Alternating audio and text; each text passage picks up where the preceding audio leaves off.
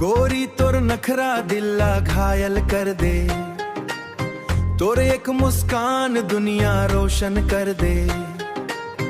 कजरारी आँखी में जादू ऐसन बस गे, देखत देखत मोर दिल तोर माँ फंस गे।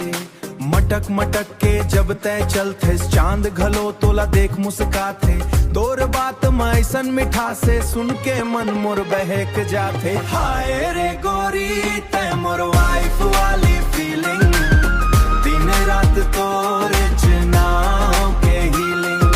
हाय रे गोरी तय मोर वाइफ वाली फीलिंग, दिन रात तोरे नाम के हीलिंग। हाय रे गोरी तय मोर दिल के रानी, तोर बिना लागे अधूरी कहानी।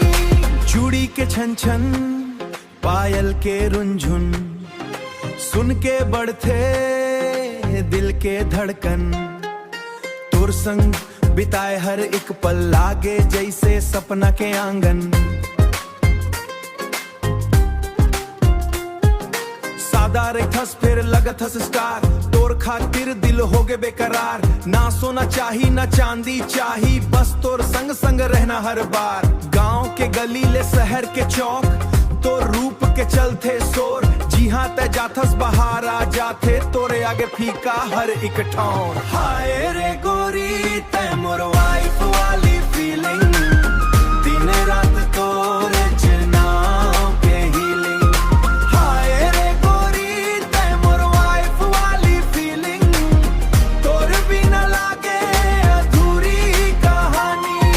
हाय रे गोरी तय मोर दिल के रानी, तोर बिना लागे अधूरी कहानी।